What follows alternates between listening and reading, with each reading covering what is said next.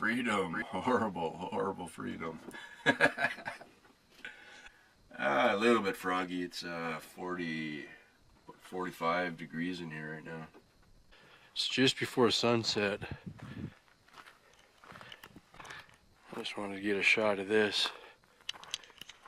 This is just nice to come home to.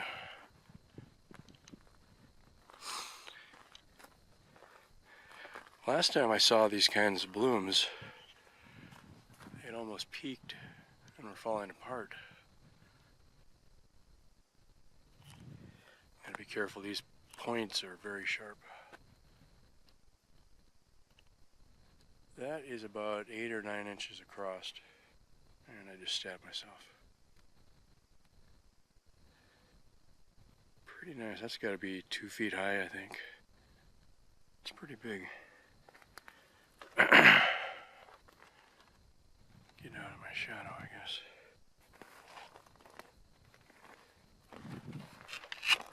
There we go.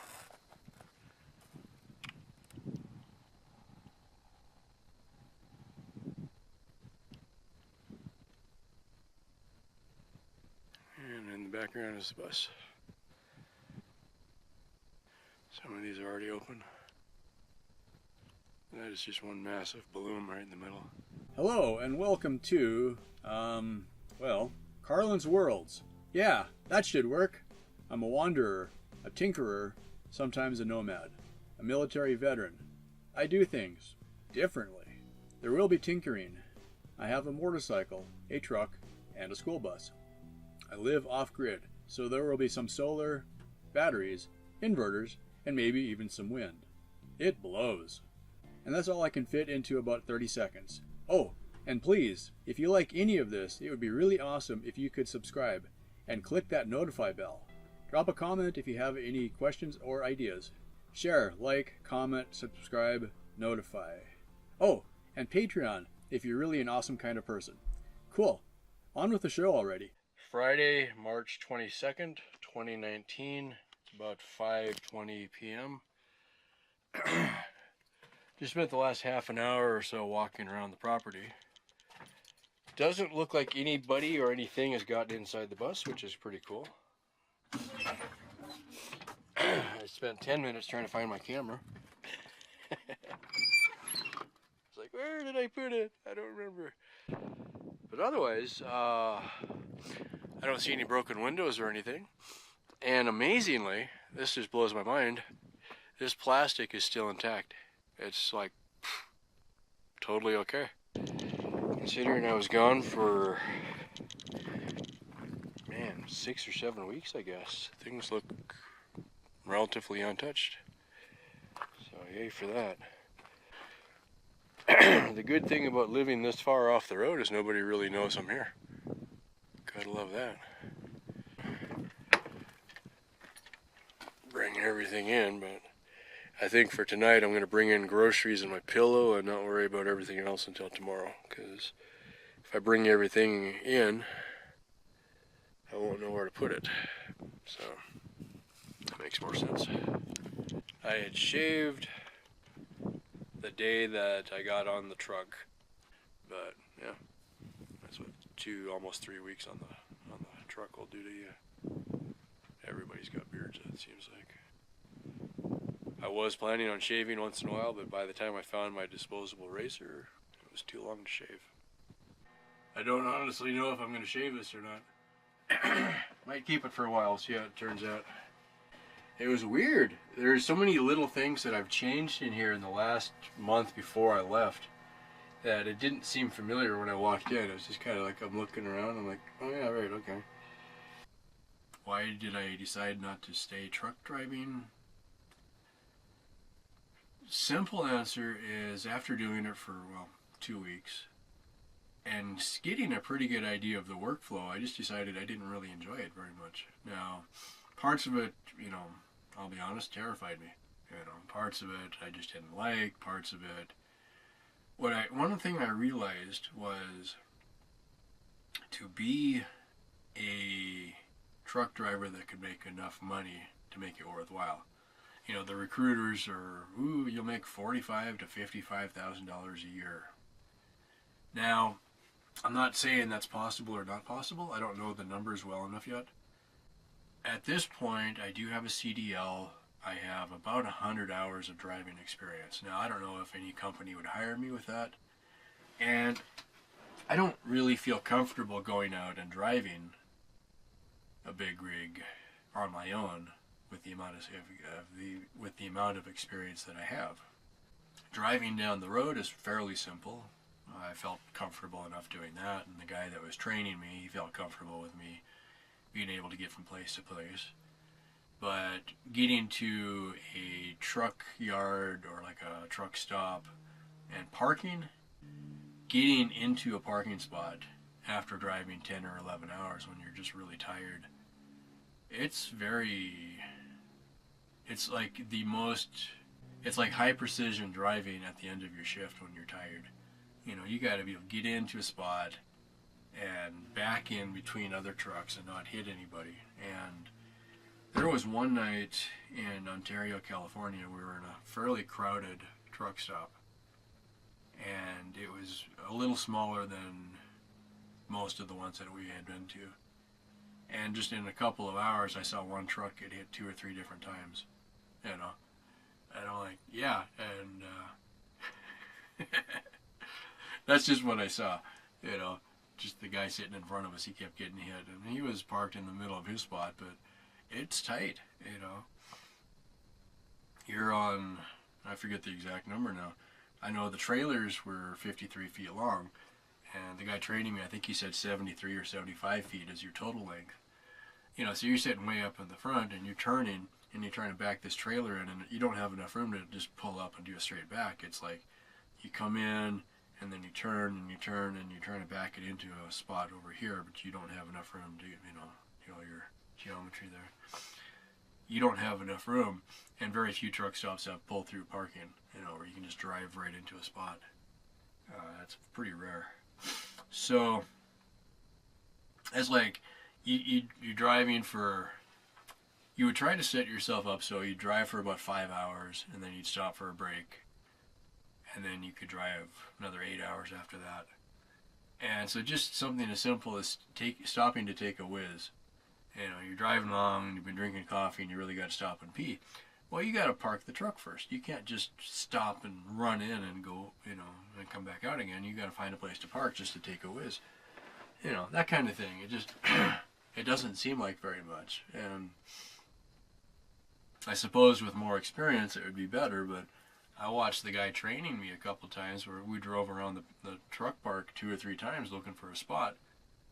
And then finally he's like, screw it, you know, he pulled into the gas pumps, and they have a yellow line painted at the pump, so you drive through the pump and you drive forward to the yellow line. That way you've left enough room for the guy behind you to pull in and park at the gas pump.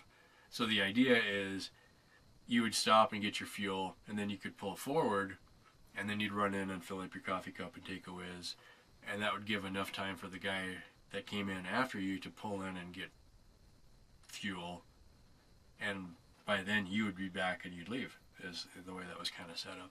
So there was a few times we'd stop and clean our windows and then park at the yellow line and not get fuel.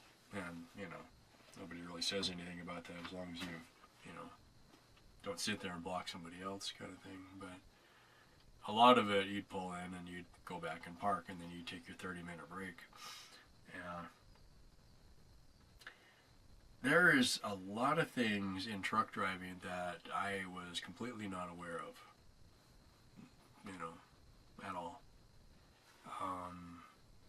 It's a lot more regimented. You know, I understood that there was logbooks, but I didn't really know anything about them. So a real short example. If you start off fresh, like your first day kind of thing, you have 14 hours of on-duty time available, and within that 14 hours you can drive 11 hours. Okay. However, you start off, you only have 8 hours of available time, and then you are required to take a 30-minute break. Well, that's usually not a problem. You know, by the time you've driven 8 hours, you're ready to take a 30-minute break. So at some point in that, typically in the first 5 hours is the way we would do it, you would plan yourself out that you would pull into a truck stop or someplace, get something to eat, take a whiz, fill up your drink, and then you'd have to sit still for 30 minutes. You couldn't move the truck. At the end of 30 minutes, then you would be given the rest of your 11 hours, right? And that was kind of just to keep people from, being all hopped up on, back in the day, I guess it was amphetamines or something like that, and driving for 3 days straight and not stopping, because you're paid by the mile, you're not paid by the hour. So the only way to make good money is to be driving and driving and driving. So what people would be doing was, they'd be all stoned or something like that and driving down the road for 3 or 4 days straight and then eventually stopping, or crashing. So the DOT came in and fixed that, by making these mandatory logs and clocks and stuff like that. Now it's all electronic, where the truck has sensors and the truck knows if it has moved. So if you pull in to stop and take a break, and then if for some reason, if you have to move the truck out of the way, if you start moving it, the truck will start beeping at you, and a little voice will come out and say that you may be in violation of moving the truck. The truck has GPS, so it knows when it starts to move. So it's pretty, the truck has all kinds of tattletales on it, is what they say. Now it could start off easy enough, but what'll happen is, say you drive for 4 hours, you get to the place where you need to pick up your load, you pull in, you back up to the dock, you change the settings on your clock, and you say that you're either on duty at the shipper, or you could say you're off duty. So if you're off duty, you're not wasting your driving time, the 11 hours, but you're still burning your 14 hours of available on-duty time. And if you sit at, you may sit at a dock for 6 hours waiting for them to load you, and now you've wasted 6 hours from your 14, even though you've only driven for 4 hours. Now you're at a situation where you don't have very many hours, and then you have to stop, and you're required to stop for, 10 hour, at which point you're supposed to be back in the sleeping or resting, So it's all very regimented. It's a lot more complicated than you would think from the outside. If you don't stop for long enough, one example was a guy that I knew. They were sitting they were back in the sleeper sleeping. It was middle of the night, and another truck hit them, and I think left, but it woke them up, and so they got up and they reported the accident, and they got pictures and everything, and a few other people saw what happened, and they said, this other truck hit them. And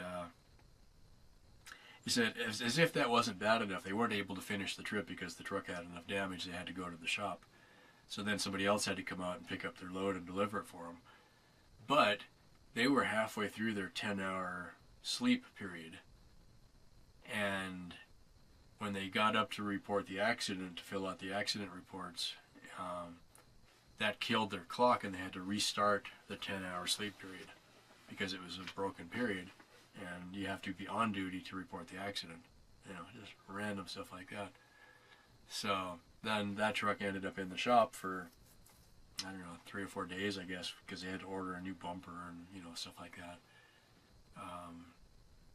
Just random stuff like that. So now you're sitting there waiting, and one of the guys flew back to the yard and hooked up with another trainer, and I think the driver of the truck stayed with the truck. I guess the long and the short of my truck driving career, I feel like the company I was driving for was probably a fairly good company. So it's not like I'm going to quit that company and then decide to go driving for somebody else.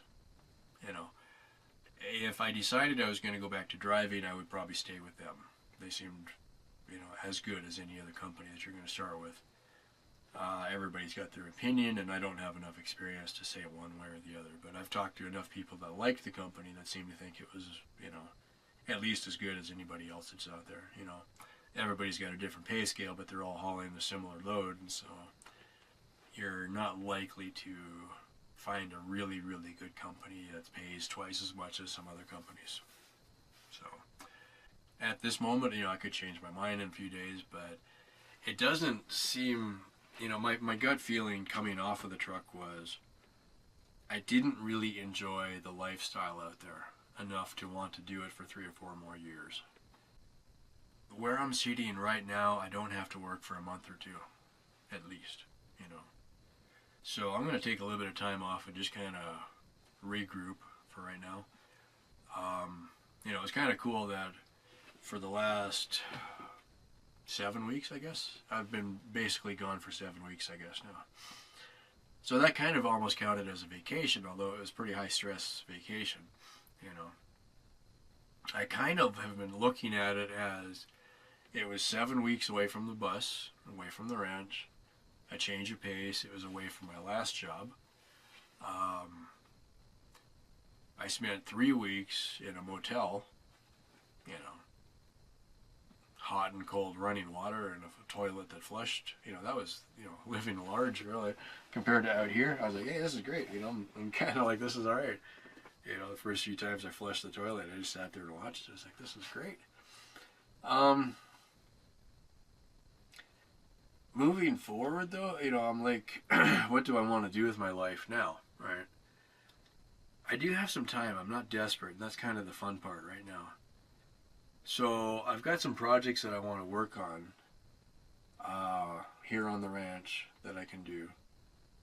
I've also got the Mars Clipper project,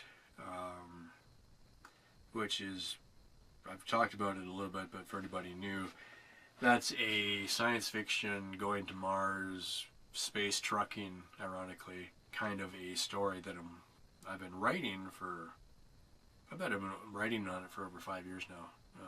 Off and on, never with any regularity, I guess. What I'm thinking right now, my plan, I don't even want to call it a plan, right? But what I'm looking at is I've got 3 or 4 things here on the ranch that I wanted to do. Some of it I'm waiting for the rest of the money to come in. It's not costing me very much just to sit still, and I can afford to sit still. If I'm careful with the money that I have from cashing out my retirement and vacation time, it's conceivable that I could pay off a good chunk of my land and live for the next year. Which then opens up a lot of options, because if by the next year I can start making money off of YouTube, wouldn't that be a fun thing to say that, well, I just kind of don't need a job anymore. And because I live pretty frugally out here anyway, if I quit spending all my money on like Amazon and eBay, I can live on a few $100s a month. And if I don't have to go to a job, I don't have to keep putting money in gas in my truck to get to work. Yeah, how about that? So I haven't fully decided that I can do that yet, but I'm kind of leaning in that direction. If I can keep my expenses down and stretch out the money I have, I'm not desperate for a job right now. So, yeah, how about that? Anyway, I'm going to eat my dinner. Thanks for watching, and stay tuned for the next one. The next 3 months should be pretty interesting. Yeah, one way or the other. Alright, bye for now.